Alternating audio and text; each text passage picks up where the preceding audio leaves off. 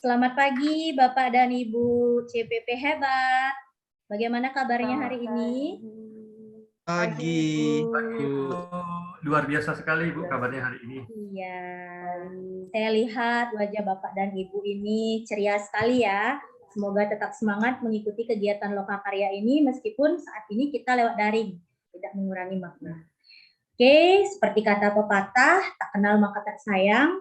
Perkenalan dulu ya, saya Budian yang akan menemani pelaksanaan Lokakarya 7 lewat daring ini bersama Bapak Ibu CPP hebat.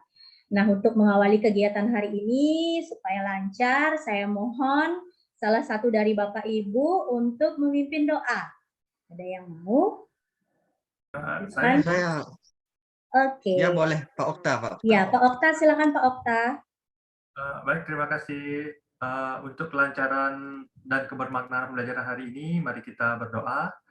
Berdoa dipersilakan. Doa selesai.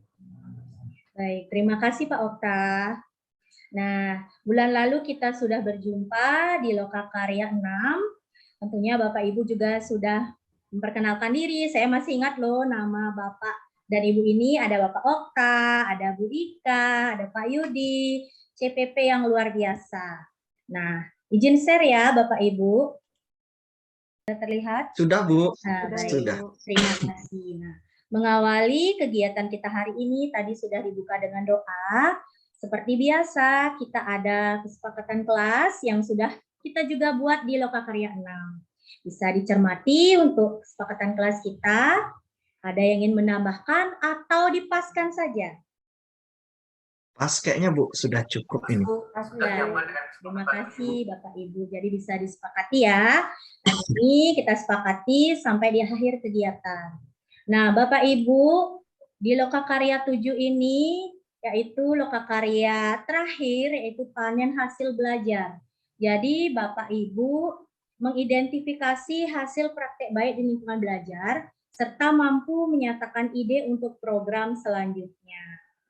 Nah, untuk mengawali saya ingin tahu proses Bapak dan Ibu itu mengembangkan program yang berdampak bagi murid. Jadi silahkan dari Bapak Ibu ceritakan secara singkat bagaimana sih proses mengembangkan program yang berdampak bagi murid selama 6 bulan pendidikan guru penggerak ini. Ada yang ingin berbagi? Silakan Pak Okta. Jadi selama 6 bulan ini banyak suka duka yang saya lalui Bu, tapi dalam mengembangkan program satu kata kuncinya yaitu adalah kolaborasi antara saya dengan sekolah, saya dengan murid, anak-anak didik saya dengan guru-guru, dan tentunya saya dengan masyarakat, dan kolaborasi antara semuanya itu sehingga program saya bisa terlaksana. Ibu. Terima kasih.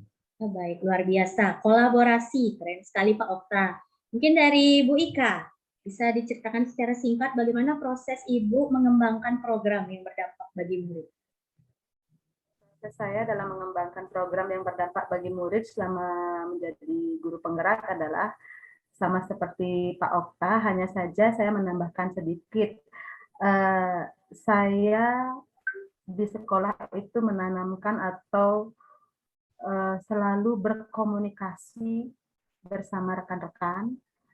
Melalui komunikasi yang baik, kita akan melaksanakan kolaborasi sehingga program-program yang saya buat itu bisa berdampak baik bagi anak dan bisa menjadi serta bisa mencapai tujuannya. Seperti itu Ibu. Ya, baik, luar biasa ya, ada komunikasi. Selanjutnya Pak Yudi, bagaimana Pak Yudi prosesnya? Baik, terima kasih. Jadi proses dalam pengembangan program yang berdampak pada murid, tentu saja saya awali dengan Bagja. Karena Bagja ini sangat menuntun kita dalam membuat program yang berdampak pada murid, dan tidak lupa setelah proses itu terjadi, tidak lupa untuk merefleksi, melihat kembali, memaknai apa yang kurang, apa yang harus diperbaiki, itu biar jadi bahan evaluasi untuk program yang lebih maksimal nantinya kalau diimplementasikan. Seperti itu, Bu Dian. Baik, terima kasih ya Pak Yudi. Jadi Pak Yudi menerapkan bagja dan refleksi juga. Wah, keren sekali ya. Sharing proses dari Bapak Ibu sekalian. Baik, saya stop share dulu. Nah, untuk selanjutnya saya ingin Bapak dan Ibu menuliskan di Jamboard hal baik yang sudah Bapak Ibu lakukan selama melaksanakan program yang berdampak bagi murid. Jadi ada dua, hal baik dan hal yang perlu ditingkatkan. Saya akan share ya Jamboardnya. Baik, ini hal baiknya adalah dapat berkolaborasi dengan baik. Kemudian ini milik Bu Ika, melakukan komunikasi dan kolaborasi. Nah, hal yang perlu ditingkatkan ini adalah komitmen kita. Siapa yang menuliskan komitmen? Saya, Bu. Wah, coba Pak Yudi bisa dijelaskan mengapa Pak Yudi, bagi Pak Yudi ini komitmen ini adalah hal yang perlu ditingkatkan selama menjalankan proses program yang berdampak bagi murid. Oke, begini Bu, kita ketahui di dalam menyusun program yang berdampak pada murid, kita tidak bisa berdiri sendiri. Nah, untuk itu saya akan melibatkan komunitas di sekolah dalam hal mensukseskan program ini.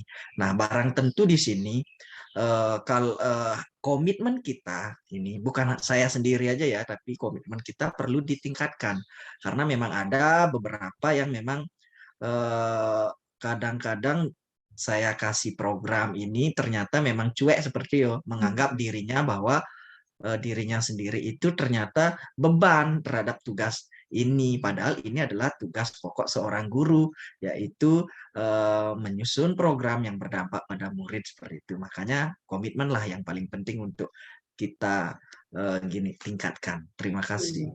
Luar biasa ya Pak Yudi. Jadi lebih kepada self-awareness, bagaimana komitmen diri ya untuk melaksanakan program ini. Ini milik Pak Okta ya, penyebar luasan Merdeka Belajar. Bisa diceritakan Pak Okta mengapa hal ini menurut Pak Okta ini perlu ditingkatkan? Silakan Pak. Baik, terima kasih Ibu. Kenapa ini perlu ditingkatkan? Karena seperti yang diketahui tentang Merdeka Belajar itu masih banyak orang yang salah mengartikan, dan bagi beberapa orang ini juga merupakan hal yang baru, sehingga penyebar luasan ini masih sangat perlu dilakukan, baik itu melalui media sosial ataupun media-media yang lain seperti itu.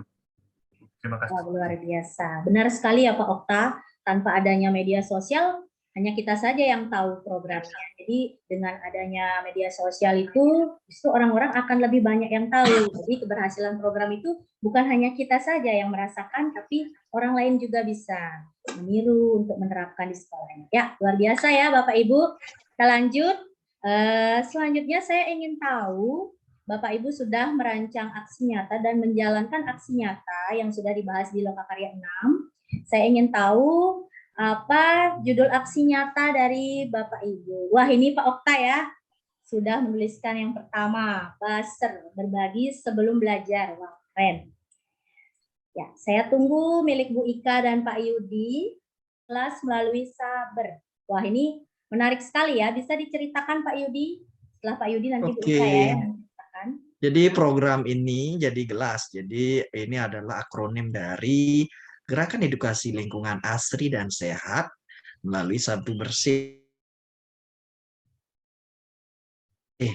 Nah, ini kegiatan-kegiatannya di sini adalah latar belakangnya dulu ya, karena memang pandemi itu kan hampir 2 tahunan itu pandemi dan anak-anak belajar online. Jadi penataan taman itu memang tidak tertata, masih hanya tukang kebun aja yang melakukan itu, padahal di sebelumnya semua harus terlibat seperti itu.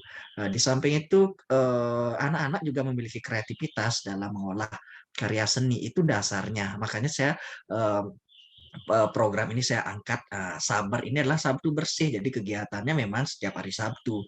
Jadi yang pertama adalah ada sosialisasi pengenalan jenis-jenis sampah.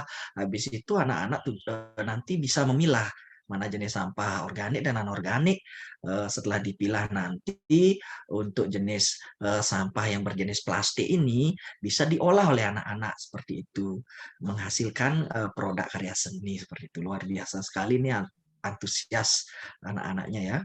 Ya, wah luar Terima biasa kasih, ya. Yudi keren sekali Pak Yudi dengan program Cinta Lingkungan juga ada pembelajaran wirausaha ya bagi peserta didiknya. Hebat. Jadi Bapak Ibu, satu kata kunci dari aksi nyata adalah kita sudah melakukan. Jadi aksi nyata yang sudah Bapak Ibu buat, program yang sudah Bapak Ibu buat, jika tidak dilaksanakan maka itu tidak akan menjadi praktik baik. Nah, apapun program itu jika kita laksanakan akan memberikan dampak yang besar. Bagaimana? Setuju Bapak Ibu? Ada pendapat lain? Setuju, Bu. Aksi nyata? Setuju. Baik. Setuju, Bu Dian. Terima kasih ya. Nah, bagaimana perasaan Bapak Ibu hari ini setelah refleksikan yang mana?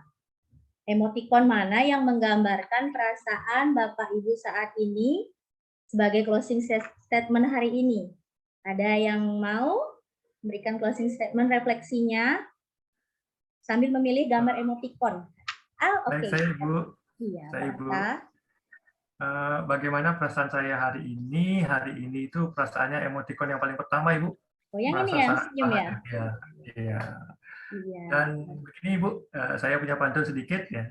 Iya, silakan Pak Okta. Wah, keren sekali ya. Oke.